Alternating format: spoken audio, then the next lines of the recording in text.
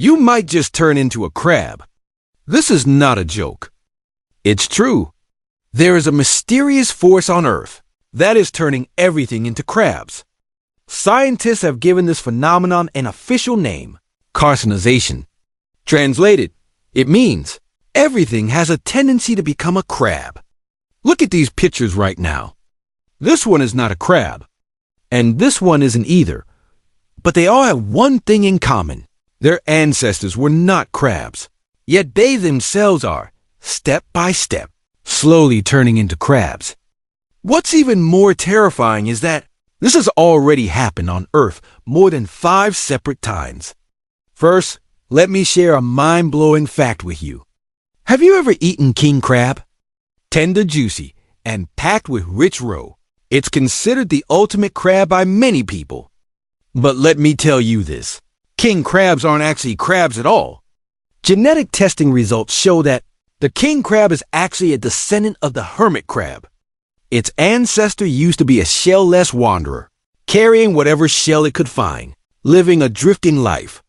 But after tens of millions of years of evolution, its outer shell slowly hardened, its body gradually flattened and widened, its legs grew shorter, and its tail tucked further and further under its belly. Ultimately, it literally turned itself into the shape of a crab. The genetic gap between king crabs and true crabs is much larger than you think. So here comes the question. Why crabs of all things? Why this specific shape?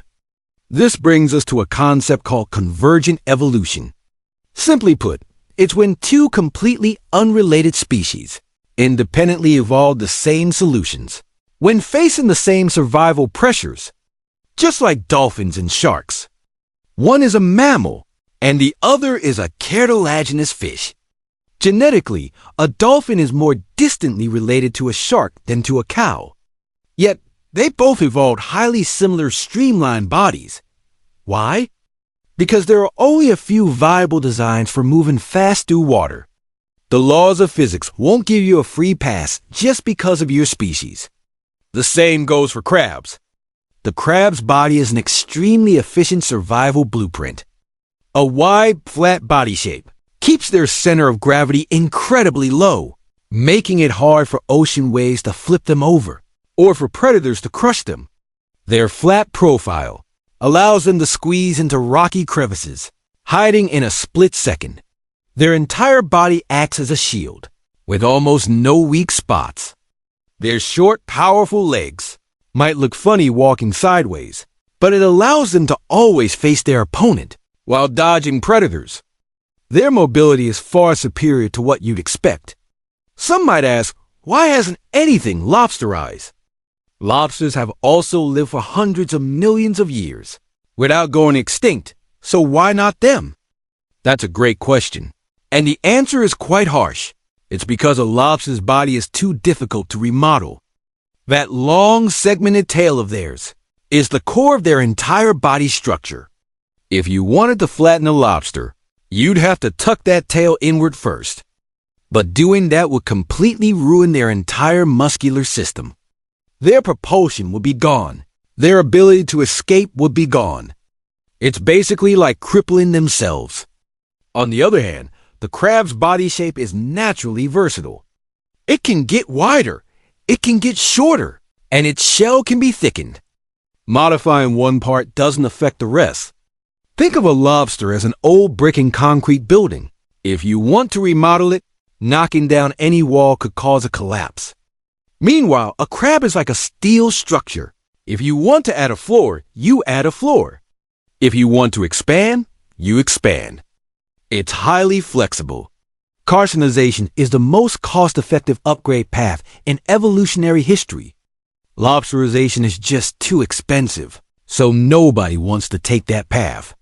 What's even more shocking is that, long before true crabs ever appeared, creatures on Earth were already undergoing carcinization. The fossil record shows several species that long before the crab family was born, had already evolved wide, flat bodies and tucked under tails. They looked exactly like crabs, but genetically, they had absolutely no relation to them. Evolution is like an obsessed artist, drawing the exact same pattern of crab, over and over again on a blank sheet of paper. However, these prehistoric crabs eventually all went extinct. The reason is straightforward. They just weren't good enough at being crabs. Some had shells that weren't as hard as true crabs. Some had leg structures that weren't stable enough.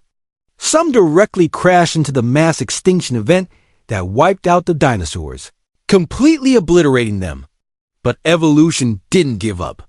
It cleaned up the mess, turned around, and kept making a new batch.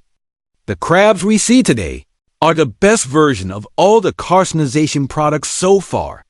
Speaking of this, some people might worry, will humans turn into crabs? Don't worry, we won't. Carcinization almost exclusively happens to decapod crustaceans because their body structures are naturally suited to be remodeled into crabs. The outer shell can widen, the tail can tuck inward, and modifying one part doesn't affect the rest. But vertebrates can't do this. Our skeletal system and muscular system are highly integrated with our organs. Pull on one thread, and the whole web unravels. Without that starting point, there is absolutely no way to evolve in that direction. Moreover, even if we could change, turning into crabs would offer absolutely no benefit to humans living on land. Evolution only preserves useful changes. If it's useless, it won't bother with you. But there is one thing worth pondering deeply. Although we won't turn into crabs, the universe we live in has prepared an optimal solution for every survival scenario.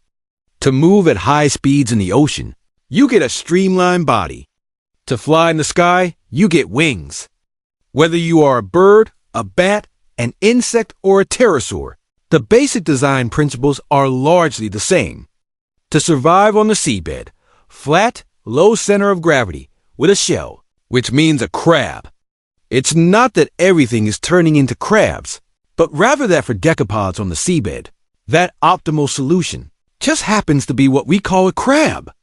So what exactly does carcinization tell us? It tells us that evolution has no goals, no preferences, no aesthetics, and no emotions. It is just a cold, calculating, filtering machine, repeatedly testing and weeding out all designs that aren't good enough, leaving only the most effective one. And that most effective design, on the track of seabed decapods, has been tested for a full 200 million years, and the answer has always been a crab. Sometimes I wonder, when this is applied to humans, is it also a bit similar? Every one of us is being repeatedly filtered by this machine called life. We get broken down, rebuilt, and set off again. The version that ultimately remains might not be the exact shape you wanted most, but it is definitely the version of you that is best equipped to survive in your current environment. Evolution has no endpoint. Carcinization is still continuing, and you are currently becoming your own optimal solution. You think Mosasaurus was terrifying, and you're right, but it only became the ruler because the true king left the stage early. If this king hadn't bowed out, Mosasaurus wouldn't have stood a chance at the throne. After it vanished, the ocean's throne remained vacant for over 100 million years. Paleontologists say this was no coincidence. Only because the throne was empty did anyone else dare to claim it. So just how powerful was this monster? It was so powerful that during its reign, no creature in the entire Jurassic Ocean dared to challenge its supremacy. With a 2.5-meter skull, its bite force was several times that of a T-Rex. With 4 giant flippers, its brain structure was comparable to a great white shark's. This wasn't just a predator. This was the Terminator of the ocean. It is called Pliosaurus funky, nicknamed Predator X. And what makes it truly terrifying is not just how strong it was, but that in the ocean it left behind after vanishing, an existence of the same caliber never appeared again. A true king is never defeated. A true king only chooses its own exit. In 2006, on the Svalbard archipelago in Norway, an archaeological team from the University of Oslo was excavating fossils in the permafrost of the Arctic Circle. They thought this was just a routine scientific expedition until the first bone was unearthed. Just a single-tailed vertebrae bone was taller than a full-grown man. The team leader stared at that bone in silence for a long time and then said, "We might have found a monster like nothing we've ever seen before." He was right. This creature's skull was a massive 2.5 meters long when laid out on the ground. Even a bed wouldn't be able to cover it. Its mouth was densely packed with dozens of serrated teeth. They weren't thin blades meant for slicing, but were conical in shape, specifically designed to crush bones. Its jaws were densely lined with dozens of teeth, each with a triangular cross-section and highly serrated cutting edges. What's even more brilliant is that the angles of these teeth were specially engineered. When the upper and lower jaws snapped shut, the teeth would overlap and press against each other, creating a cutting effect similar to a pair of giant scissors. Even if you swam very slowly, even if you just barely brushed against its teeth, you would still be cut to pieces. Scientists have estimated its bite force. The hind teeth bite force reached up to 48,000 newtons. What does that mean? The bite force of a T-Rex is about 16,000 newtons, which can already easily bite off a human arm. Yet, the bite force of Pliosaurus funky was 3 times that of a T-Rex. Prey caught in its jaws wasn't just injured, its entire body would be shattered. It was a machine tailor-made for killing. Its body length was about 10 to 13 meters, equivalent to 2 buses parked end to end. Its weight exceeded 12 tons, making it heavier than 2 adult killer whales combined. It had 4 giant flippers, each nearly 3 meters long. The front flippers were responsible for cruising, while the rear flippers were responsible for explosive sprints. Scientists have discovered through research that its swimming style resembled an underwater raptor flapping 4 wings at the same time, rather than a fish propelling itself by wagging its tail. This means its turning was extremely agile. In other words, in the Jurassic Ocean, you simply couldn't escape. What's even more terrifying is that, by performing CT scans on its skull, paleontologists discovered that the brain structure of Pliosaurus funky was almost identical to that of a great white shark. Don't underestimate this kind of brain. It can accurately calculate the speed and angle of prey, allowing it to choose the optimal moment for an ambush. Pliosaurus funky very likely possessed the exact same level of hunting instinct. It wasn't just biting blindly. It was calculating your every move. So, what did it usually eat? The answer is, it ate whatever was largest. Fossilized stomach contents show that the diet of pliosaurs included large squids, the teeth of marine reptiles, and even bone fragments of their own kind. Yes, you heard that right, cannibalism. In the late Jurassic waters of Svalbard, multiple fossils of large pliosaurs were unearthed at the same site. This indicates that this area of the ocean was once their collective hunting ground. And with limited resources within the hunting ground, fighting for territory and mates could trigger a life or death battle between these apex predators at any moment. That ocean wasn't just dangerous. That ocean was a living hell. In 2012, this creature was officially named Pliosaurus funky. The species name, funky, comes from the 2 volunteers who personally dug it out of the permafrost. The Funks, Björn and Maylis Funk, a name that carries the sweat and astonishment of countless people. At the end of the Jurassic period, Pliosaurus funky vanished. There was no dramatic meteor, no spectacular final battle. It simply disappeared slowly. Some say it was climate change. Some say it was a decline in prey, and others say it was a general decline of the pliosaur family. But no one knows the exact answer. An apex ruler that once dominated the Jurassic oceans quietly stepped off the stage. Do you know what makes me ponder this with deepest dread? It's not how strong it was, but how completely it vanished. No descendants, no close relatives, no continuity whatsoever. An existence that once left the entire ocean chilled with fear now consists of only a few broken bones, lying quietly in the Norwegian permafrost, waiting for humans to gently sweep them back into the light with a brush.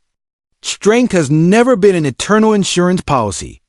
Pliosaurus funky tells us with 150 million years of silence that what is truly terrifying is never those entities roaring at the apex, but rather the force that quietly resets that apex back to zero. It is called time. It is called environment. It is called the changes that you can never predict. Tyrannosaurus rex is gone. Pliosaurus funky is gone. Liviaton Melville is gone. And at this very moment, species are disappearing every day on Earth at a rate faster than any previous mass extinction. Except this time, the ones standing at the top of the food chain, personally flipping this switch, have been replaced by us humans. Perhaps tens of millions of years from now, some civilization beyond our imagination will dig up the rebar and plastic we left behind in a parched land, and then give us a name in their own language. Let's hope that name won't be the frightening era.